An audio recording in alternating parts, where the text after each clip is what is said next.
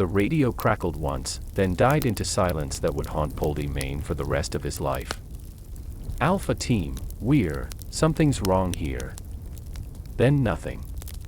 12 of his best men had just vanished into the North African desert, and what he discovered 3 days later would change everything he thought he knew about war. The desert wind howled across the makeshift command post as Lieutenant Colonel Robert Blair Paddy Mayne stared at the radio set, willing it to speak again. His weathered hands gripped the metal table so hard his knuckles turned white against the tan of his skin. 3 hours. 3 hours since Alpha Team's last transmission, and the silence was eating him alive. Sir. Sergeant Morrison approached cautiously. He'd seen that look in Mayne's eyes before, the cold fury that preceded some of the most audacious raids in Special Air Service history. The search teams are ready to deploy. Paddy didn't look up from the radio. His mind was racing, replaying every detail of the mission briefing. Alpha Team was his most experienced unit, 12 commandos who'd survived everything from the siege of Tobruk to raids deep behind Rommel's lines. They didn't just disappear. Not his men. Not without a fight. The mission had seemed routine, if any SAS operation could ever be called that. Intelligence reports suggested a German supply convoy would pass through the Katara Depression at 0200 hours. Perfect for an ambush, isolated terrain, limited escape routes, and the kind of psychological warfare that had made Mayne's name whispered in fear across the Afrika Corps. But something had gone wrong. Terribly, impossibly wrong. "Get me Major Sterling on the line," Paddy ordered, his Northern Irish accent thick with suppressed emotion. "And prep the backup teams. We're going in." Morrison hesitated. "Sir, Command specifically said to wait for aerial reconnaissance before. Command can go to hell." Mayne's voice was quiet, but it carried the weight of absolute authority. "Those are my men out there. We don't wait." But what Paddy Mayne didn't know was that 12 miles away, buried in a hidden bunker beneath the sand, his Alpha Team was very much alive, and they'd stumbled onto something that could change the entire course of the war. Corporal Jenkins pressed his eye against the periscope, scanning the desert surface above their underground prison. The German bunker was more sophisticated than anything they'd encountered before: reinforced concrete walls, ventilation systems, and what appeared to be a complete communications center. "How many?" whispered Private Collins, checking his ammunition for the third time in 10 minutes. "At least 20 Germans up top," Jenkins replied softly. "But that's not what's worrying me." The Alpha Team had followed the supply convoy deeper into the desert than planned, expecting to find a temporary staging post. Instead, they discovered something that shouldn't exist: a permanent German installation in the middle of nowhere, complete with what looked like scientific equipment and personnel in civilian clothes. The worst part: they'd been expected. "Someone sold us out," muttered Sergeant Hayes, the team's second-in-command. "This whole thing stinks of a setup." The commandos had managed to fight their way into the bunker during the initial surprise, but now they were trapped. The Germans above were content to wait them out, knowing that without water or reinforcements, the SAS team would eventually have to surrender or die. But they hadn't counted on one thing: these weren't ordinary soldiers. These were Mayne's men, and surrender wasn't in their vocabulary. "Right," Hayes said quietly, gathering the team around him. "Here's what we're going to do." Meanwhile, on the surface, a German officer was making a phone call that would seal the fate of everyone involved. Hauptmann Klaus Weber lifted the field telephone with hands that trembled slightly. The conversation he was about to have would either save his career or end it, possibly along with his life. Her Oberst. "Yes, sir. We have them contained, but..." Weber paused, swallowing hard. "Sir, they've seen too much." "The project, yes, sir. All of it." The voice on the other end was cold, mechanical. "Then you know what must be done, Hauptmann. No witnesses. No evidence. No survivors." Weber closed his eyes. He'd been a soldier for 20 years, had fought honorably in France and Poland, But what was happening in this bunker crossed lines he'd never imagined crossing. The civilians, scientists, they claimed, had been conducting experiments that made his stomach turn. And now British commandos had stumbled into the middle of it. What about our own men, sir? They've seen, all of them, Hauptmann. The bunker will be sealed. Officially, it never existed. The line went dead. Weber set down the phone and walked to the bunker entrance. 20 German soldiers, good men who'd followed orders without question, were now condemned to die alongside their British prisoners.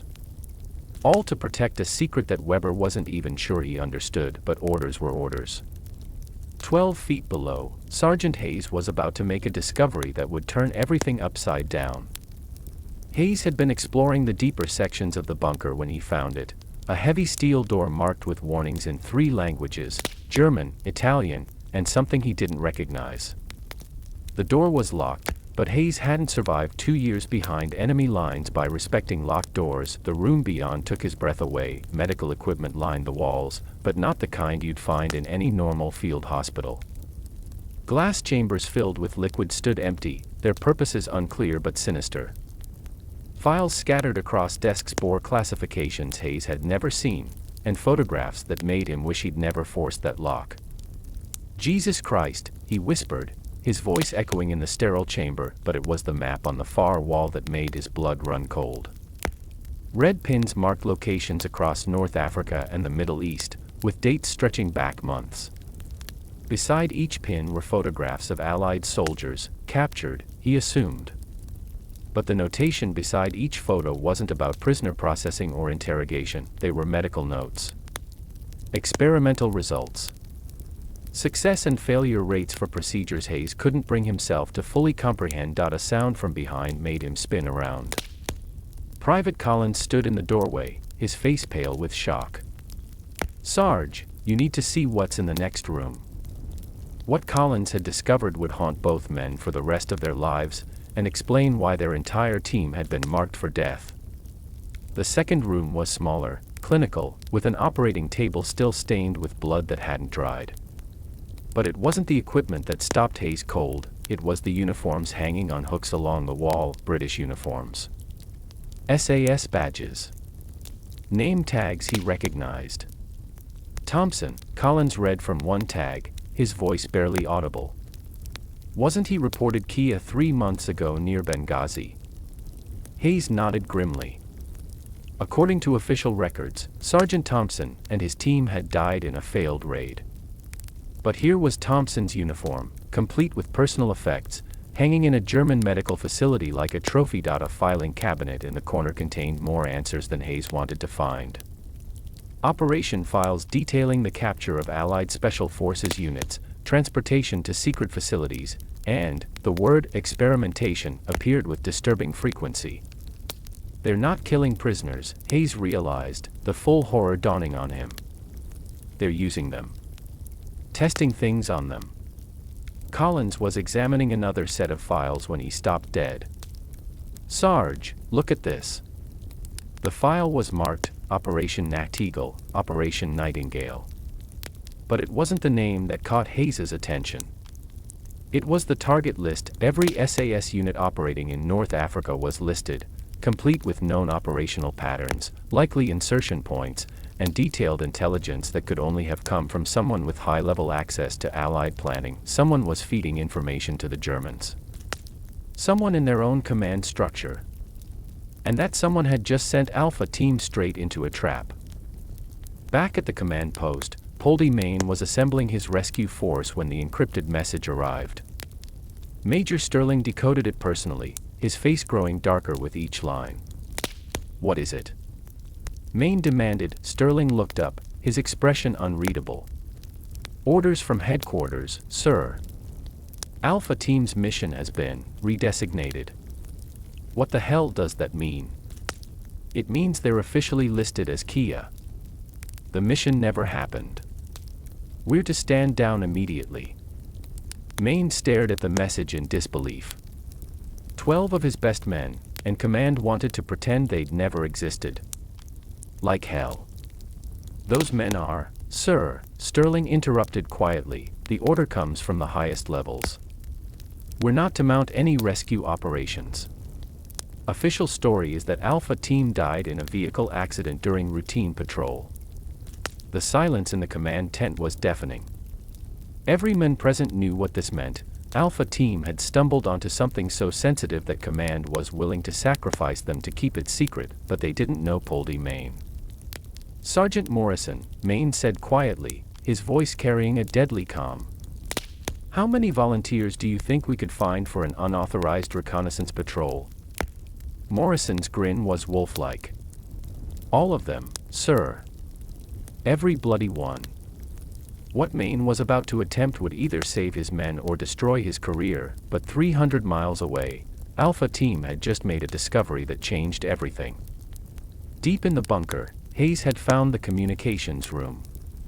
Banks of radio equipment lined the walls, far more sophisticated than anything the Germans should have had in a desert outpost. But it was the logbook beside the main transmitter that made his hands shake as he read transmission records stretching back 6 months, all in English, all directed to coordinates he recognized as Allied positions.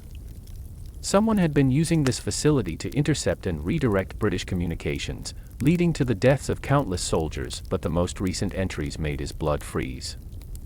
Collins, he called softly. Come here. Look at this.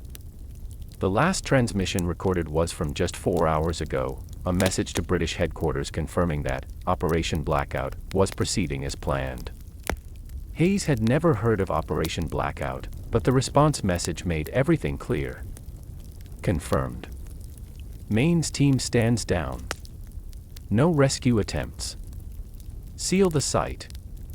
The radio crackled to life suddenly, making both men jump. A voice in accented English filled the room. Hauptmann Weber, this is Control. Initiate Protocol 7 immediately. The facility must be sanitized before dawn. Hayes and Collins exchanged looks. Whatever Protocol 7 was, it didn't sound like something they wanted to experience. We need to warn the others, Collins whispered, but as they turned to leave the communications room, they found themselves facing the barrel of a German rifle. I'm afraid that won't be possible, said a voice in perfect English. The man holding the weapon wore a British uniform, but the insignia marked him as someone who shouldn't exist. Paddy Mayne had been driving across the desert for 2 hours when the explosion lit up the horizon. A massive fireball erupted from the direction of Alpha Team's last known position, followed by secondary explosions that could be seen for miles. Sir. Sergeant Morrison pointed toward the flames. That's coming from grid reference 247. Mayne pressed the accelerator harder, his convoy of 3 vehicles racing across the sand toward the inferno. But even as they drove, he knew they were already too late. No one could survive an explosion of that magnitude, but he had to see for himself. Had to know what happened to his men. The crater they found was enormous, easily 50 feet across and 20 feet deep. Twisted metal and concrete suggested some kind of underground facility had been completely destroyed. But there were no bodies, no equipment, no evidence that anyone had ever been there. This wasn't a fuel depot, Morrison observed, examining fragments of reinforced concrete. This was built to last. Mayne knelt beside the crater, his mind racing. The explosion had been too convenient, too complete. Everything that might have provided answers had been systematically eliminated. Sir, called Private Jackson from the far side of the crater. You need to see this. Jackson had found something the explosion had missed, a section of metal debris with German markings. But underneath the twisted steel, barely visible in the sand, was something else. A piece of British webbing. SAS issue. Mayne picked it up carefully, recognizing the modification immediately. It was Hayes's work. The sergeant had a distinctive way of adjusting his gear that was unmistakable, which meant Hayes, at least, had been here. And if Hayes had been here, so had the rest of Alpha Team. But as Mayne stood at the edge of the crater, he had no idea that 12 miles away, in another hidden bunker, his men were fighting for their lives. The men in the British uniform smiled coldly as Hayes and Collins raised their hands. His accent was public school educated, upper class, but there was something wrong with his eyes, too bright, too eager. "Major Patterson, Intelligence Corps," he said conversationally. "Though I doubt that name appears on any official roster you've seen." Hayes studied the man's uniform carefully. Everything was correct, the badges, the insignia, even the weathering that suggested months of desert service. But the rank insignia was wrong. Major Patterson wore the pips of someone with clearance levels that shouldn't exist. "You're the one feeding information to the Germans," Hayes said. Patterson's smile widened. "Oh, my dear Sergeant, you have it completely backward. The Germans are feeding information to me. This entire facility is a joint operation, British intelligence and German medical research, working together for the greater good." Greater good. Collins spat. "You're experimenting on Allied soldiers." "We're advancing human knowledge," Patterson corrected. "The war provides unique opportunities for research that would be impossible under peacetime ethical constraints. Stress responses, pain thresholds, psychological breaking points, invaluable data." Hayes felt sick. "You're talking about torture." "I'm talking about progress. Do you have any idea what we've learned? What applications this research will have for post-war medicine?" Patterson's eyes gleamed with fanatic fervor. "A few dozen soldiers, already captured, already doomed. What's their suffering compared to advances that could save millions?" Behind them, Hayes could hear movement, the other members of Alpha Team being herded together by German guards. But Patterson was still talking, his voice taking on the tone of a lecturer addressing students. "Your team was selected specifically, you know. Elite soldiers, excellent physical condition, strong psychological profiles. Perfect test subjects." And that's when Hayes realized this had all been planned from the beginning. Alpha Team hadn't stumbled into a trap. They had been delivered to one. 20 minutes later, the Alpha Team was assembled in what had once been the bunker's mess hall. 10 men, Jenkins and Wilson hadn't made it out of the initial firefight, sat with their hands bound, facing a German officer who kept checking his watch nervously. Hauptmann Weber looked older than his years, his uniform showing the strain of too many months in the desert. But it was his expression that caught Hayes's attention. The man looked like he was attending his own funeral. "Gentlemen," Weber began in heavily accented English, "I am required to inform you that this facility does not officially exist. You have seen things that compromise certain operations. You understand?" Hayes nodded grimly. They were all dead men, the only question was how long it would take, but Weber wasn't finished. "However, I am also required to tell you that your commanding officer, this Paddy Mayne, has been ordered to abandon any rescue attempts. Your own command has written you off as casualties." The words hit the commandos like physical blows. They'd expected to die in combat, expected to face impossible odds, but to be abandoned by their own side. "That's a lie," Jenkins said firmly. Weber shrugged. "Perhaps. But Major Patterson assures me that the orders came from the highest levels of your military command. No rescue is coming."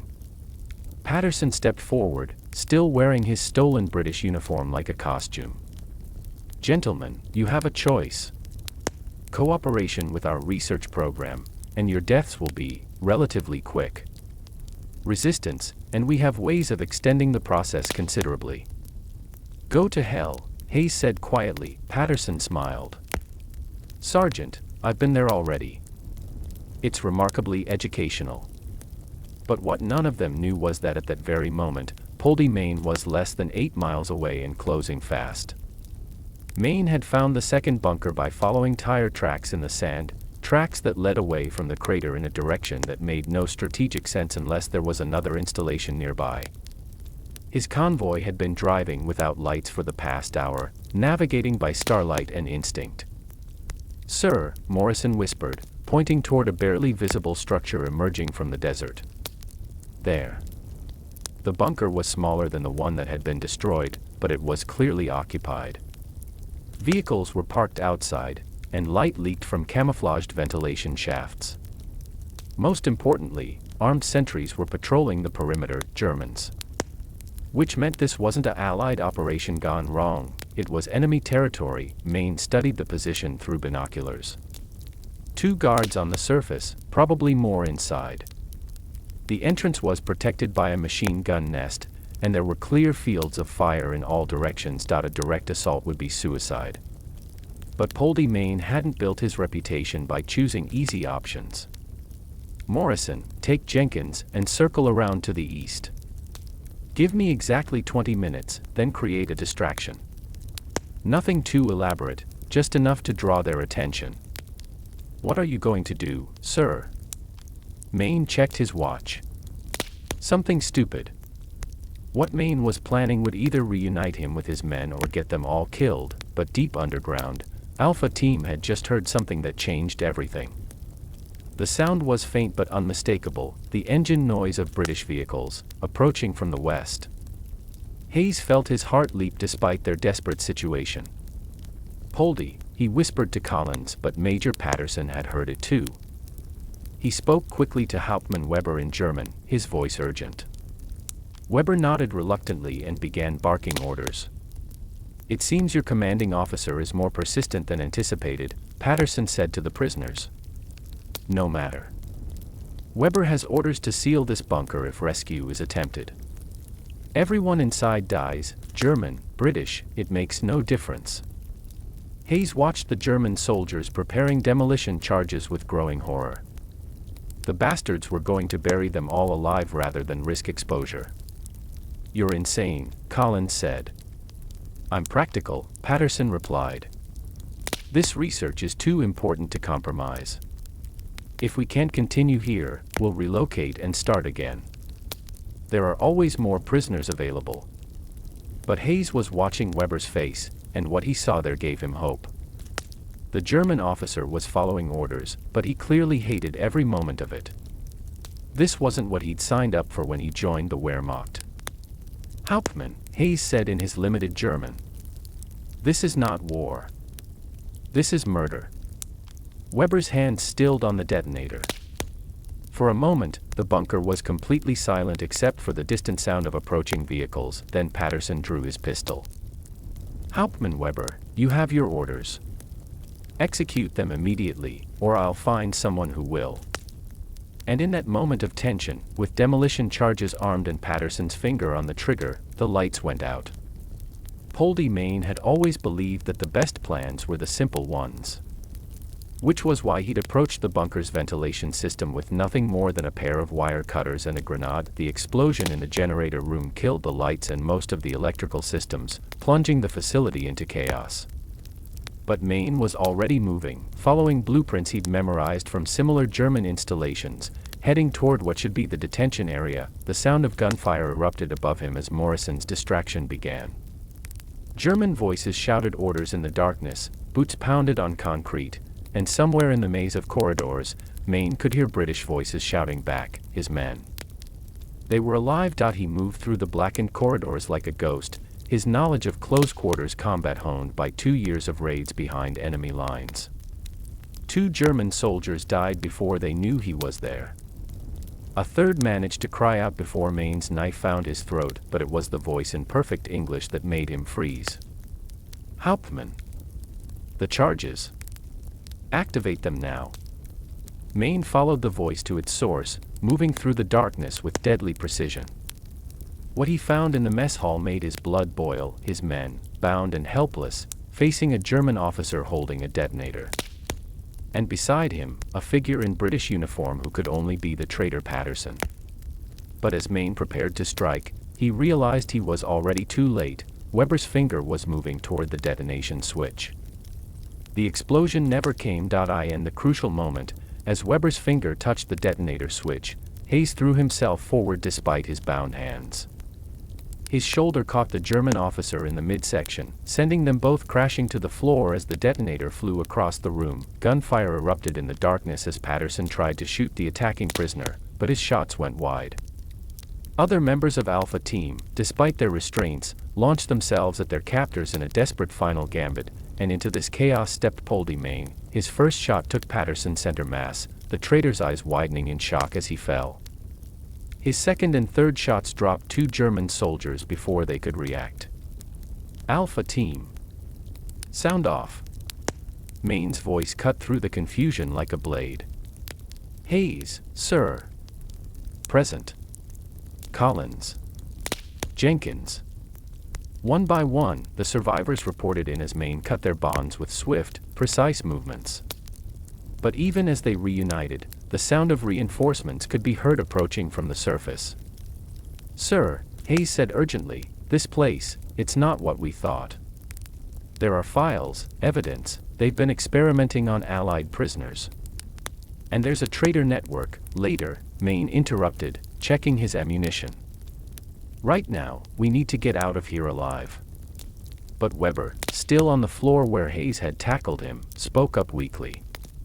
The charges, they are still armed. On a timer now.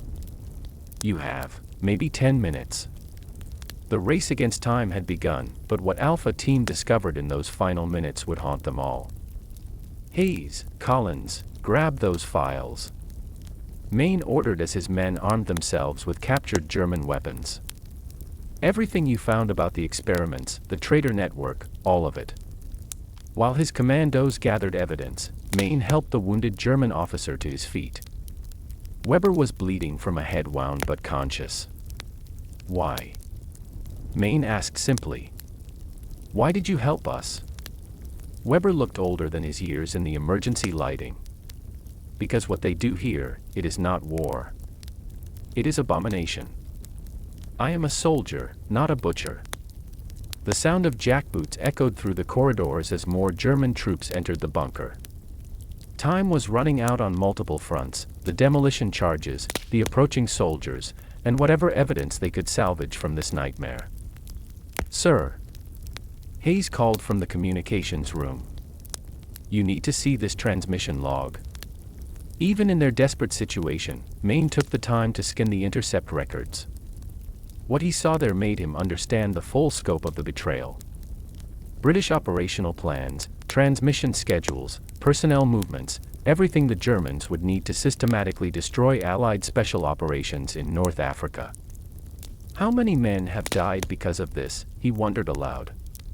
Too many, Weber said quietly. And more will die if this network is not stopped.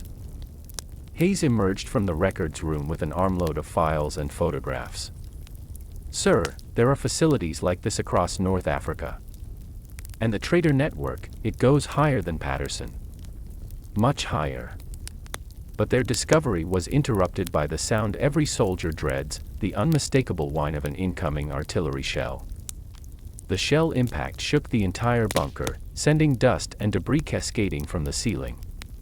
But worse than the immediate damage was what it represented. Someone above had decided to solve the problem by burying everyone inside. The bastards are shelling their own position, Collins said in disbelief. German efficiency, Weber replied grimly. No witnesses, no evidence, no survivors. Even their own men are expendable. Another shell hit closer, and the lights flickered ominously. In the distance, they could hear the demolition timer counting down with mechanical precision. How long? Mayne asked. Weber checked his watch. 6 minutes, maybe less. Right. Everyone move. We're getting out of here. But as Alpha Team prepared to fight their way to the surface, Hayes made one final discovery that changed everything. Hidden in the deepest part of the communications room, behind a false panel, was a single file marked with the highest German security classifications. The file contained the complete roster of British intelligence assets working for the German war effort. Names, positions, operational codes, everything needed to roll up the entire network. Sir, Hayes said urgently, this is it. This is what they were willing to kill everyone to protect. And that's when they heard the voice on the surface, speaking in perfect English, giving orders to the artillery observers. The voice belonged to someone Paddy Mayne had known for 2 years, Colonel Hartwell, the intelligence liaison who'd been coordinating SAS operations across North Africa. The men who had access to all their operational plans, all their personnel files, all their mission objectives, the men who had sent Alpha Team straight into this trap. My God, Mayne whispered as the realization hit him. It wasn't Patterson. He was just the field operative. Hartwell's been running the entire network from inside British headquarters. Which explained why the rescue had been called off. Why Alpha Team had been officially listed as Kia. Why every special operation in the past 6 months seemed to have been compromised before it began. We have to get this information out, Hayes said, clutching the German files. If Hartwell realizes we know, he didn't need to finish the sentence. Everyone understood. If they didn't survive the next few minutes, the traitor network would continue operating, and hundreds more Allied soldiers would die in carefully orchestrated ambushes. Another shell impact, closer this time. The timer showed 4 minutes remaining. Move. Mayne ordered. Alpha Team fought their way through corridors filled with smoke and falling debris, Weber moving with them despite his wounds. The German officer had made his choice. Whatever happened, he was going to help them escape with the evidence, but as they reached the main corridor leading to the surface, they found their path blocked by German soldiers, and standing behind them, very much alive and holding a radio, was Colonel Hartwell. The confrontation they'd all been dreading was about to begin. "Colonel," Mayne said formally, his rifle trained on the traitor. "I should have known." Hartwell smiled coldly. He was a small man, unremarkable in appearance, the kind of staff officer who blended into the background at headquarters briefings. But his eyes held the cold calculation of someone who'd sent dozens of men to their deaths without losing a moment's sleep. "Poldy, I'm impressed you made it this far. Though I must say, your timing is unfortunate." He gestured toward the timer on the wall. 3 minutes until this entire facility ceases to exist. Along with the evidence of your treachery." "Evidence?"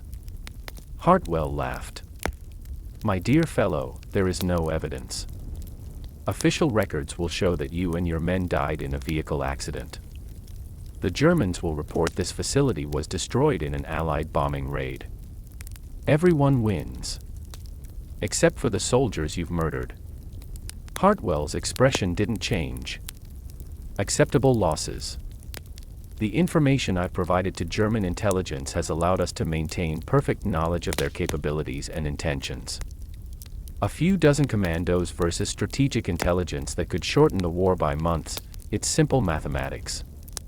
Behind Hartwell, the German soldiers looked increasingly nervous as the timer counted down. Even they understood they were running out of time. "You're insane," Hayes said. "I'm practical. And you're all dead men."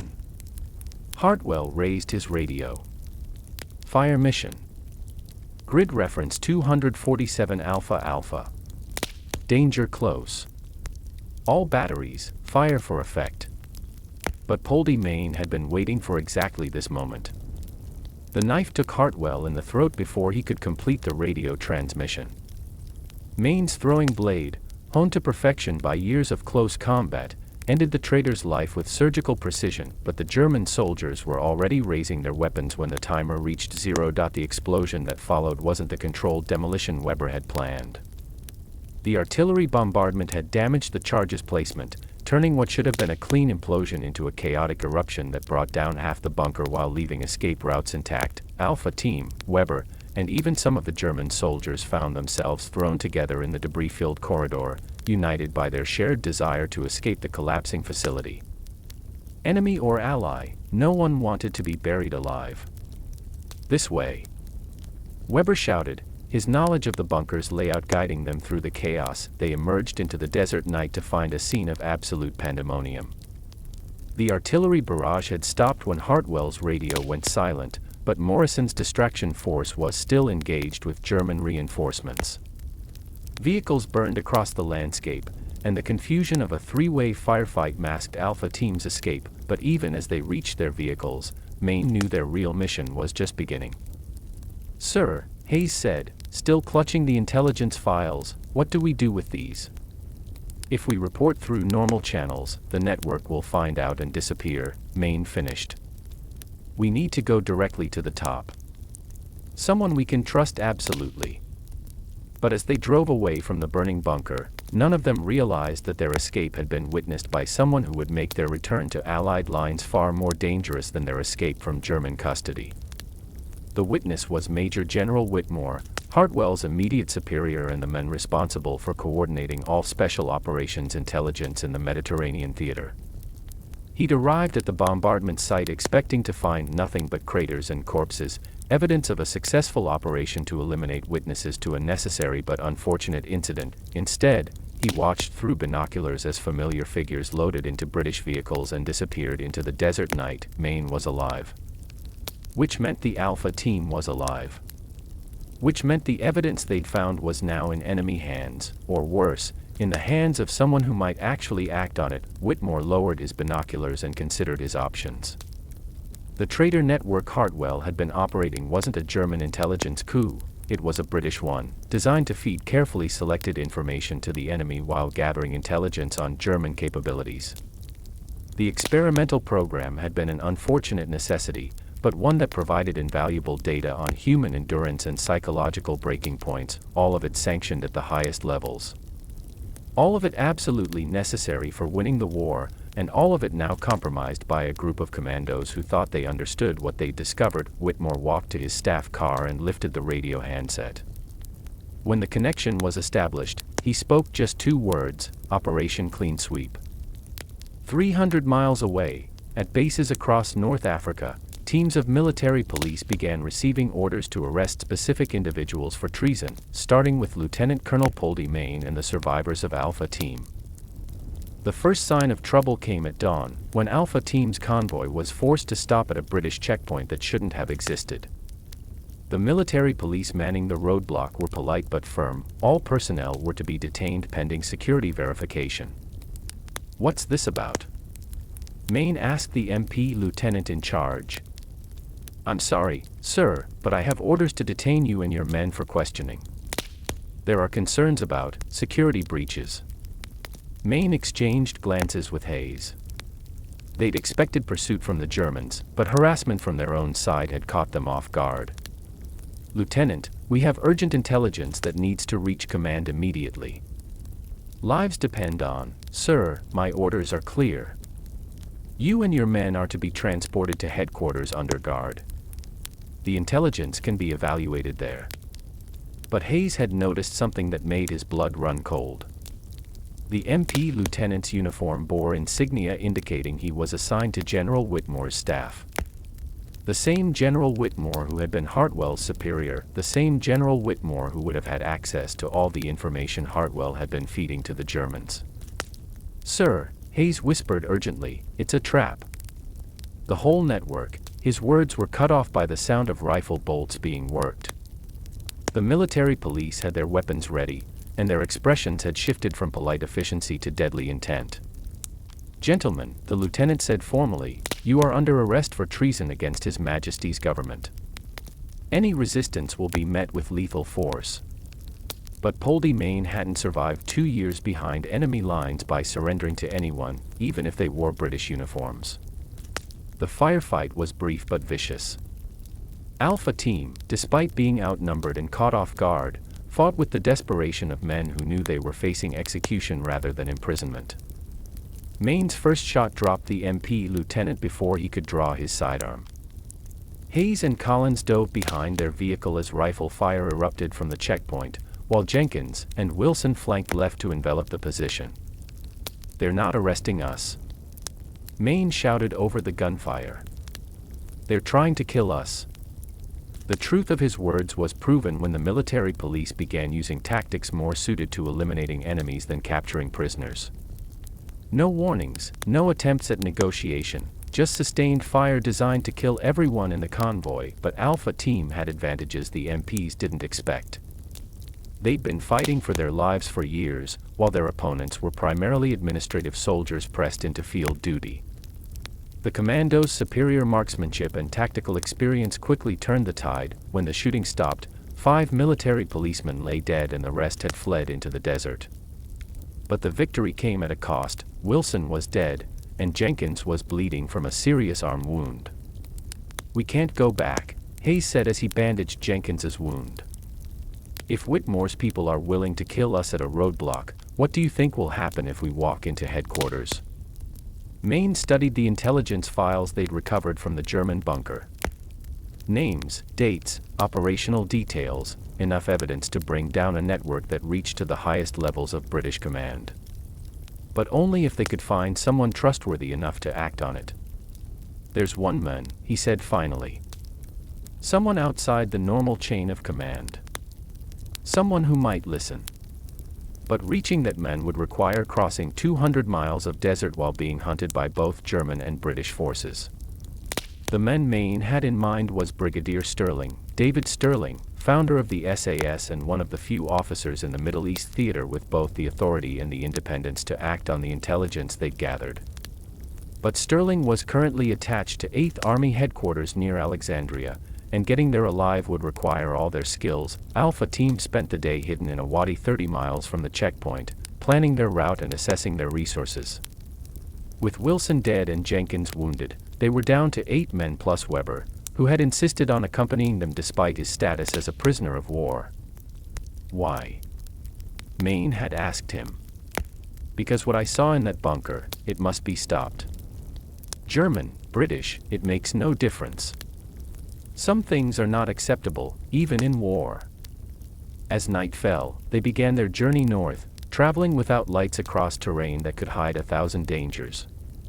But the greatest danger wasn't from the desert or enemy patrols, it was from the knowledge that their own side was hunting them 3 times during the night. They were forced to hide as British aircraft flew overhead, searchlights sweeping the ground in systematic search patterns. Whoever was orchestrating the pursuit had significant resources at their disposal. They really want us dead, Collins observed during one such incident. They want the files destroyed, Mayne corrected. We're just collateral damage. By dawn, they'd covered nearly 80 miles, but Jenkins was weakening from blood loss and their water supplies were running dangerously low. Worse, radio intercepts suggested that roadblocks were being established on all routes leading to Alexandria. But Hayes had an idea that was either brilliant or suicidal, probably both. We can't get through the roadblocks, Hayes explained, but we don't have to. The 8th Army has forward reconnaissance units operating all through this sector. If we can contact one of them directly, it was a desperate plan. British recon units were specifically trained to avoid contact with unidentified forces, and approaching them without proper identification could easily result in being shot on sight. But their alternatives were increasingly limited. Using the German radio equipment they'd salvaged, Hayes began broadcasting on British military frequencies, using authentication codes that were months out of date but might still be recognized by forward units. Desert Rat Control, this is Ghost 6 calling. Urgent message for Brigadier Sterling. Repeat, urgent message for Brigadier Sterling. For hours, there was no response. But as afternoon temperatures climbed toward unbearable levels, a faint voice crackled through the static. Ghost 6, this is Desert Rat 7. Identify yourself and your message. Hayes looked at Mayne, who nodded grimly. This was their one chance. Desert Rat 7, Ghost 6's Alpha Team, SAS, carrying vital intelligence regarding traitor network in Theater Command. Request immediate escort to Brigadier Sterling. Warning, friendly forces have been compromised. Do not relay this message through normal channels. Long silence. Then, Ghost 6, remain in position. We're coming to you. But what Alpha Team didn't know was that their transmission had been intercepted by the very people who were hunting them. General Whitmore received the intercept report within minutes of Hayes's transmission. His network of listeners had been monitoring all frequencies, waiting for exactly this kind of communication. Sir, his aide reported, the transmission came from grid reference 342 to 128. We can have an airstrike on that position within the hour. Whitmore studied the map. The grid reference was in open desert, far from any strategic targets. A bombing run would be difficult to justify, and might raise questions he preferred to avoid. No. Too obvious. What about the unit that responded to their transmission? Desert Rat 7 is actually 2nd Lieutenant Morrison, commanding a 3-vehicle reconnaissance patrol. They're currently. The aide checked his notes, approximately 20 miles from the transmission source. Morrison. Whitmore smiled coldly.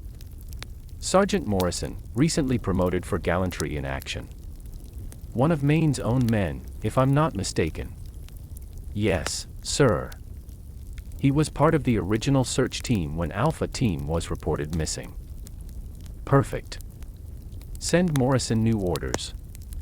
He's to arrest the fugitives and transport them directly to headquarters for interrogation.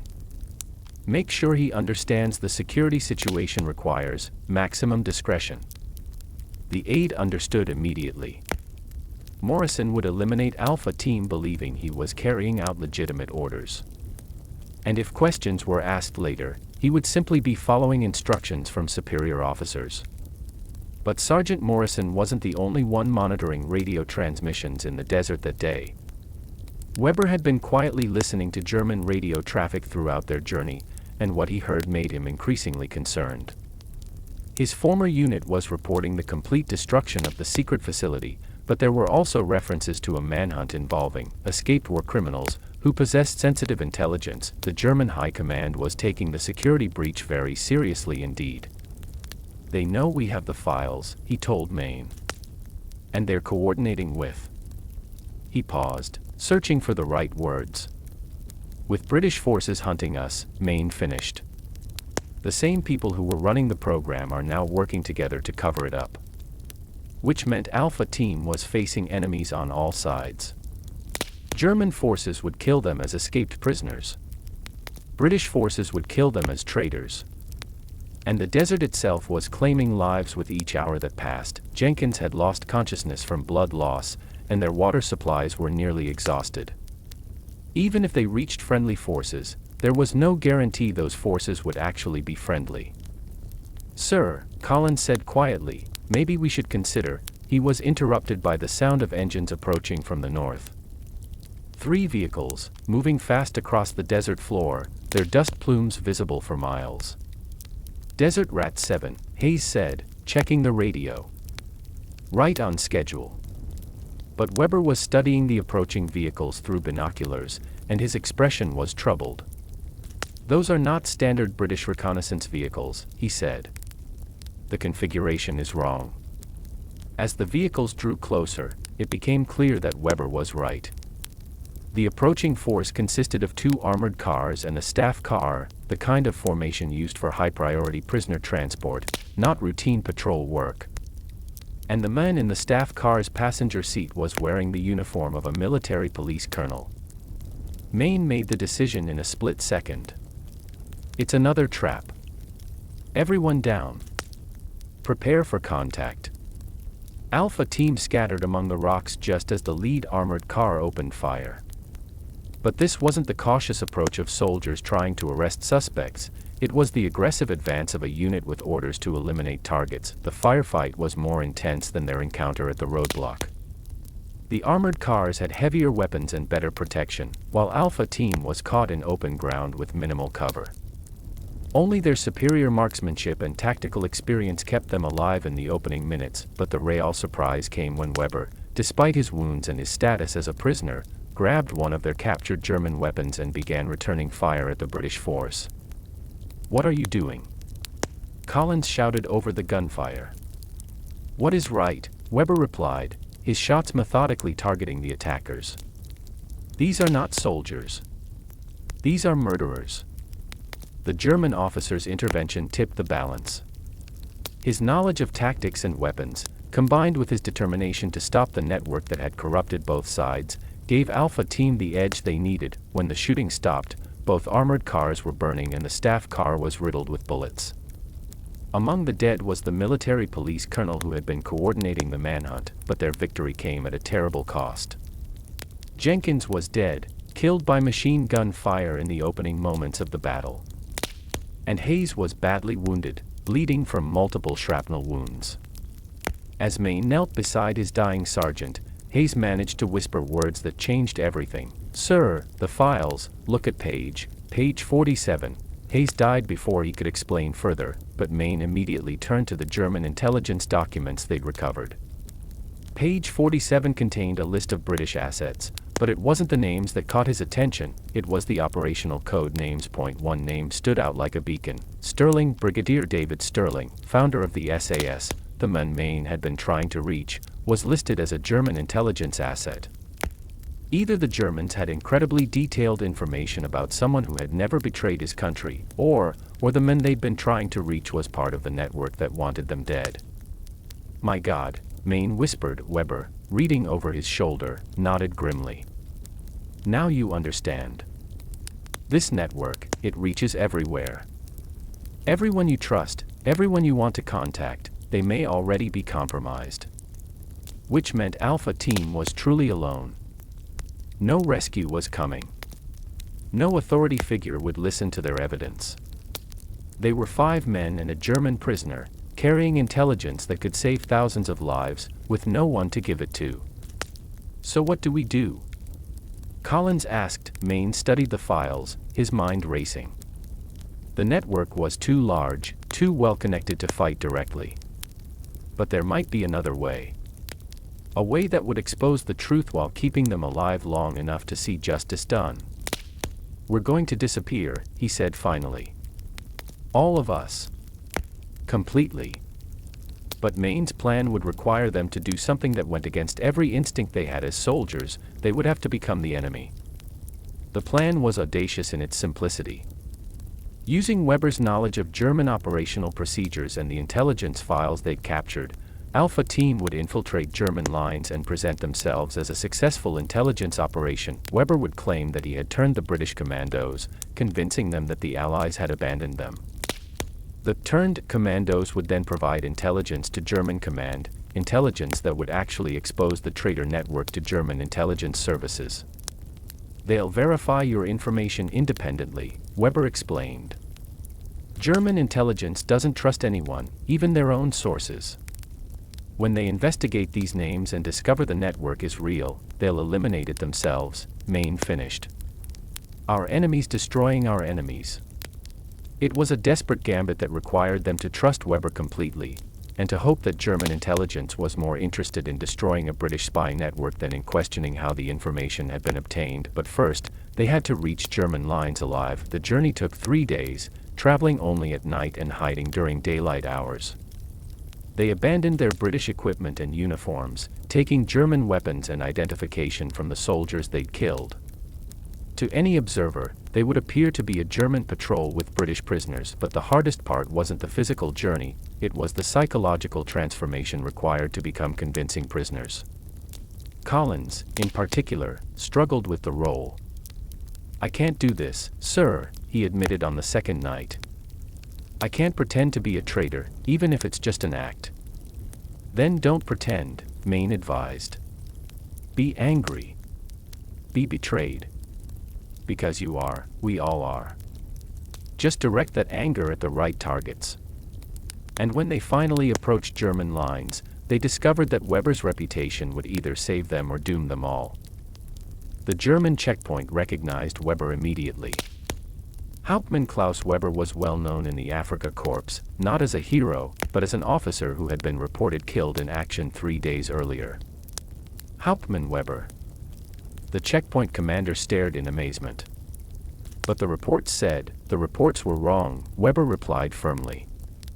"I was captured during the bunker operation, but managed to escape with valuable prisoners and intelligence. I need to speak with Oberst Brenner immediately." The mention of Brenner's name had the desired effect.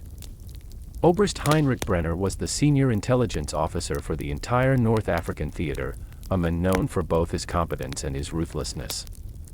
If Weber claimed to have intelligence for Brenner, no checkpoint commander would dare delay him. Within hours, they were escorted under heavy guard to a heavily fortified compound 50 miles behind the lines. But as they approached the intelligence headquarters, Mayne began to have doubts about their plan. The German security was far more thorough than they'd anticipated. Every prisoner was photographed, fingerprinted, and subjected to preliminary interrogation before being allowed near senior officers.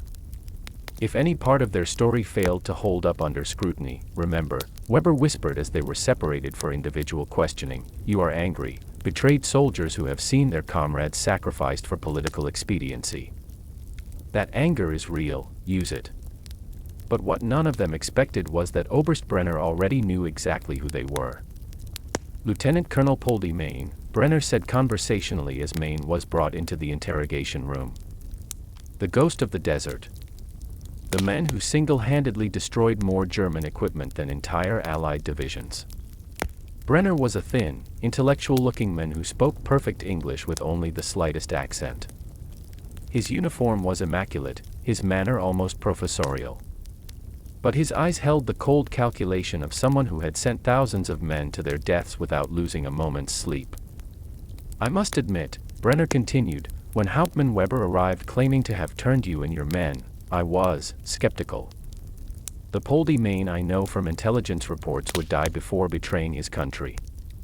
Mayne said nothing. Their cover story depended on appearing defeated, broken by the betrayal they discovered. But then, Brenner smiled, I received a most interesting telephone call from a British general named Whitmore. He was very anxious to inform me that a group of British soldiers had stolen classified documents and were attempting to sell them to German intelligence. He even provided descriptions that match you and your men perfectly. The room seemed to grow colder. If Whitmore was coordinating with German intelligence directly, so you see, Colonel Mayne, I find myself in a fascinating position. I have a British general telling me that you're traitors with stolen documents, and a German officer telling me that you're prisoners who've agreed to cooperate. The question is, which story is true? And that's when Mayne realized their only chance was to tell Brenner everything. Both stories are true, Mayne said quietly. And both are lies. For the next hour, he laid out the entire situation. The secret experimental facility. The traitor network operating within British command. The systematic sacrifice of Allied Special Forces units. The evidence they'd gathered, and their desperate attempt to find someone, anyone, who would act on it. Brenner listened without interruption, occasionally making notes, his expression unreadable. When Mayne finished, the German officer sat in silence for several minutes. You understand, Brenner said finally, that what you're describing is impossible. It would require coordination between German and British intelligence at the highest levels. It would require officers on both sides to betray their most fundamental duties. Yes. It would require men like General Whitmore and myself to place political considerations above the lives of our own soldiers. Yes. Brenner stood and walked to a wall map marked with intelligence assessments and operational summaries. For a long time, he stared at the colored pins marking Allied and German positions. Colonel Mayne, he said eventually, there have been 17 successful German intelligence operations against British Special Forces in the past 6 months. 17. Do you know what the success rate was in the 6 months before that? Mayne waited. 0. Not a single operation succeeded. Yet suddenly, German intelligence became remarkably effective at predicting and countering British special operations. Remarkably effective. Brenner turned back to face his prisoner. I've been wondering why. Your story provides an answer. But the conversation was interrupted by the arrival of someone Mayne had never expected to see again. The door opened to admit General Whitmore himself, accompanied by 2 British military police officers and what appeared to be a German liaison officer. Whitmore looked tired but satisfied, like a man who had just completed a difficult but necessary task. Oberst Brenner, Whitmore said formally. I trust these fugitives haven't caused you too much trouble.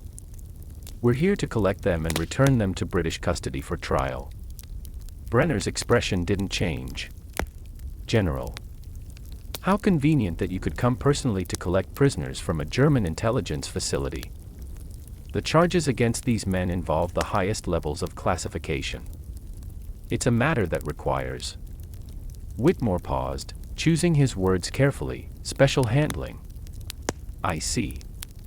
And the intelligence documents they were allegedly attempting to sell.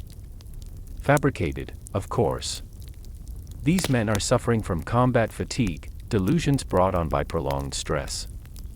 They've convinced themselves of various conspiracy theories that have no basis in reality. Mayne watched this exchange with growing amazement. Whitmore was standing in a German intelligence headquarters, calmly discussing the transfer of British prisoners, and no one seemed to find this unusual, which could only mean one thing: the cooperation between German and British intelligence wasn't a recent development. It had been ongoing for months, possibly years. "Oberst," Mayne said quietly, "ask General Whitmore about Operation Nightingale. Ask him about the experimental facilities. Ask him about the systematic betrayal of Allied special forces." Whitmore's expression didn't change, but something flickered in his eyes. "The prisoner is delusional, as I mentioned. He's been making wild accusations since his capture." But Brenner was studying both men carefully. "General, would you be willing to examine some documents we recovered from a recently destroyed facility? Documents that seem to corroborate the prisoner's delusions." And in that moment, the carefully constructed conspiracy began to unravel. Brenner had the German intelligence files spread across his desk within minutes. Documents that detailed the joint British-German program, complete with authorization codes, operational summaries, and personnel assignments. Whitmore's face went pale as he recognized his own signature on several authorization forms. "Where did you get these?" he demanded. "From the facility your people were so anxious to destroy," Brenner replied. "The facility where Allied prisoners were being used for medical experimentation. The facility where British and German intelligence officers worked side by side. Those documents are classified. Classified by whom? The German High Command? British intelligence? Or some joint authority that isn't supposed to exist?" Mayne could see the moment when Whitmore realized his position was no longer tenable. The general's hand moved toward his sidearm, but the German guards were already moving to intercept him. "You don't understand," Whitmore said desperately. "The program was necessary. The intelligence we gathered saved thousands of lives. The experiments provided medical data that. The experiments provided nothing but suffering." Weber's voice came from the doorway. The German officer entered the room slowly, his uniform bearing evidence of his ordeal, but his bearing still military straight. "I was there, Herr General. I saw what was done. There was no medical value, no intelligence benefit. Only cruelty." Brenner looked from Weber to Whitmore to the documents spread across his desk. "It appears," he said finally, "that we have all been played for fools." But the real surprise came when Brenner revealed who had been orchestrating the entire operation. "The program was not a German initiative," Brenner explained. "Nor was it purely British. It was conceived and directed by a joint intelligence committee that answers to neither government, a shadow organization that has been manipulating both sides for its own purposes." He opened another file, this one marked with classifications Mayne had never seen before. Operation Prometheus. A long-term intelligence operation designed to extend the war by ensuring that neither side gains a decisive advantage. The goal is not German victory or Allied victory, but continued conflict that provides opportunities for research. Mayne felt sick. "You mean the war is being deliberately prolonged?" Certain elements within both governments believe that the conflict provides unique opportunities for advancing human knowledge. Medical research, psychological studies, weapons development, all areas that would be impossible to explore under peacetime ethical constraints. Whitmore was staring at the files in horror. "That's not, we were told the program was about gathering intelligence, gaining advantage. You were told what you needed to hear to ensure your cooperation," Brenner said coldly. "Just as I was told what I needed to hear. We've all been tools in someone else's game." But Weber was studying the authorization codes on the documents, and his expression was growing darker. "These signatures," he said slowly. "Some of them are familiar." He pulled out a magnifying glass and examined the documents more closely. "Oberst, these aren't just German and British authorizations. There are American signatures here." Soviet ones. This network extends beyond the current conflict, Brenner finished. The people behind Prometheus aren't thinking about who wins this war. They're thinking about the next one. And that's when they realized the scope of what they'd uncovered was far larger than any of them had imagined. The final pieces of the puzzle came together over the next several hours as Brenner's intelligence analysts worked through the captured documents.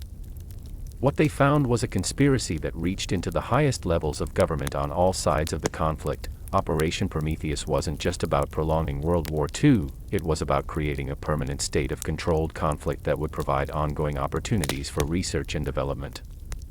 The shadow committee behind it included members from Britain, Germany, America, and even the Soviet Union, all working together to ensure that no nation gained decisive advantage.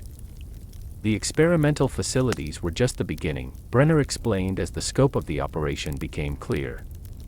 There are research stations on all fronts, gathering data on everything from battlefield medicine to psychological warfare techniques. The knowledge gained is being shared among all participants. Mayne studied the personnel files with growing amazement. Names he recognized from Allied command structure appeared alongside German officers he'd been fighting for years. All of them working for the same shadow organization, all of them committed to the same goal of controlled, sustainable warfare. How many people know? He asked. At the operational level. Perhaps 100 across all nations. At the policy level. No more than a dozen. Brenner's expression was grim. But their influence extends throughout the military and intelligence establishments. Every major decision, every strategic initiative, every operational plan is influenced by their requirements. Which explained so much. The strange delays in offensive operations that should have been decisive. The intelligence failures that seemed too convenient to be accidental. The systematic sacrifice of special forces units across all theaters of operation. We have to stop them, Collins said, but Brenner shook his head. Stop them? My dear fellow, we are them. Every officer in this room has followed orders that originated with the Prometheus Committee. Every decision we've made has been shaped by their requirements.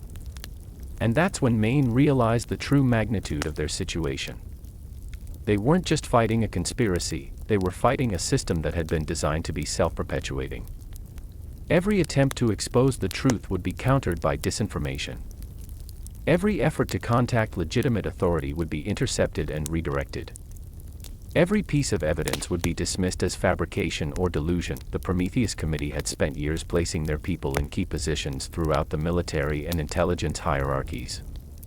They controlled communications, they controlled information flow, and they controlled the narrative that shaped how the war was understood and conducted. So what do we do? Weber asked. If we can't fight them directly, if we can't expose them through normal channels, how do we stop them? Mayne studied the files spread across Brenner's desk. The answer was there, hidden in the operational details and personnel assignments. The Prometheus Committee's greatest strength, their secrecy and compartmentalization, might also be their greatest weakness. We turned them against each other, he said finally. The plan that emerged over the next several hours was both simple and audacious. Using the intelligence files they'd captured, they would create evidence of betrayal within the Prometheus network. False communications suggesting that British members were planning to eliminate their German counterparts. Fabricated reports indicating that American participants were preparing to expose the entire operation. Each national component of the network would be presented with evidence that the others were planning to betray them. Their paranoia and distrust would do the rest. It's a dangerous game, Brenner warned. If they discover what we're doing, they'll eliminate all of us, Mayne finished. But if we do nothing, they'll continue sacrificing soldiers on all sides for their research programs. The operation they were planning would either destroy the Prometheus network or get them all killed, but it was the only chance they had. The deception campaign began immediately. Using the Prometheus Committee's own communication systems, Brenner and his team began feeding carefully crafted disinformation into the network. Reports of planned betrayals, evidence of double agents, suggestions that each national component was preparing to eliminate the others. Meanwhile, Mayne and the surviving members of Alpha Team were officially declared dead, killed while attempting to escape German custody. Their deaths were reported through both British and German channels, giving them the freedom to operate without constant pursuit, but the plan required more than just disinformation. It required direct action against key Prometheus facilities and personnel. And for that, they needed help from people they could trust absolutely. There are others, Weber revealed. German officers who have become suspicious of certain operations. British intelligence analysts who have noticed patterns they can't explain. Soviet agents who have reported anomalies in their intelligence reports. Over the next several weeks, they made contact with these individuals, carefully, cautiously, always ready to disappear if the contact proved to be compromised. Slowly, a network of opposition began to form within the larger intelligence community. The turning point came when they made contact with a Soviet intelligence officer named Major Volkov, who had been investigating anomalies in German intelligence operations for months. There are too many successful operations, Volkov explained during a clandestine meeting in a bombed-out village. Too many times when German forces seem to know exactly where our units will be. But the pattern is wrong for normal intelligence penetration. Because it's not normal intelligence, Mayne explained. It's controlled leakage, designed to maintain balance between all sides. And with Volkov's resources added to their own, they finally had the capability to strike at the heart of the Prometheus network. The final operation took place simultaneously across 3 continents. In North Africa, Brenner's intelligence team seized control of the main Prometheus communication center, broadcasting evidence of the conspiracy to military commands on all sides. In London, British officers loyal to Volkov's network arrested key Prometheus personnel and seized their files. In Berlin, German intelligence officers who had been secretly investigating the anomalies in their own operations moved against the German components of the network. The carefully compartmentalized conspiracy collapsed within hours as each national component, believing they were under attack by the others, moved to protect themselves by eliminating their former partners, but the victory came at a tremendous cost. General Whitmore died in custody before he could provide full testimony. Brenner was killed by Prometheus loyalists during the seizure of the communication center. And dozens of intelligence officers on all sides simply disappeared, taking their knowledge of the network with them. When the dust settled, the official story was that a rogue intelligence operation had been uncovered and eliminated. The experimental facilities were closed, the personnel transferred to other duties, and the files classified beyond any possibility of public disclosure. Mayne and the survivors of Alpha Team were quietly reinstated to active duty, their deaths explained as a necessary deception to protect an ongoing intelligence operation. They were decorated for their service, promoted, and assigned to routine duties far from the centers of power. But the scars of what they had discovered would remain with them forever. Months later, as the war drew to its actual conclusion, Mayne found himself sitting in a London pub with Collins and the other Alpha Team survivors. The conversation was subdued, marked by the weight of knowledge they could never share. "Do you think we got them all?" Collins asked. Mayne shrugged. "We got the ones we could find. But an organization like that, it doesn't just disappear. It adapts, evolves, finds new ways to operate." Weber, who had been granted asylum by the British government in recognition of his cooperation, nodded grimly. There will be other wars, other opportunities for such programs. The appetite for forbidden knowledge does not disappear with the end of one conflict. They drank in silence, remembering friends who had died not just in combat, but as subjects in experiments designed by people who saw soldiers as expendable resources rather than human beings. The official histories would never record what they had discovered. The experimental facilities would be forgotten. The names of the victims would disappear into classified files that would never see the light of day, but they would remember. And they would watch. And if such a conspiracy ever emerged again, they would be ready to stop it, because some things, they had learned, are too important to leave to official channels. Some truths are too dangerous to be left in the hands of governments and institutions. Some fights can only be won by individuals who are willing to sacrifice everything, including their own official existence, to protect the principles they swore to defend. And in the end, that might be the most important lesson of all. Years later, historians would write about the night Paddy Mayne's Commando team vanished as one of the great mysteries of the war.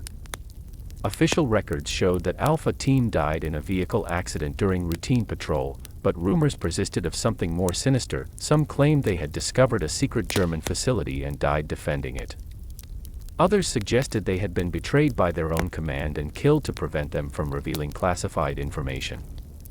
A few conspiracy theorists even claimed they had uncovered evidence of cooperation between Allied and German intelligence services. None of the official historians got the story quite right, but in a small pub in Belfast, on certain quiet evenings when the conversation turns to the war, an old man with weathered hands and knowing eyes might tell a different story. He might speak of a night when 12 good men discovered that the real enemy wasn't wearing German uniforms, but hiding behind British ones. He might talk about friends who died not fighting the enemy, but fighting an evil that wore the uniforms of allies. He might describe a conspiracy so vast and terrible that it could only be stopped by men willing to become ghosts, officially dead but secretly fighting a war that most people would never know had been waged. And if you listen carefully, you might understand that some victories can never be officially recorded. Some heroes can never be publicly honored. And some truths are too dangerous to be written down in any history book, but they are no less real for being hidden, and the men who fought those battles, in the shadows and in silence, are no less heroes for being forgotten. The night Paddy Mayne's Commando team vanished, they discovered something that changed the course of history. Not through grand gestures or public revelations, but through the quiet courage of individuals who chose to do what was right, regardless of the personal cost. That, perhaps, is the most important victory of all, in memory of the real Paddy Mayne and all the special operations personnel who served with honor during World War II, and in recognition of those who may have fought battles that history will never record.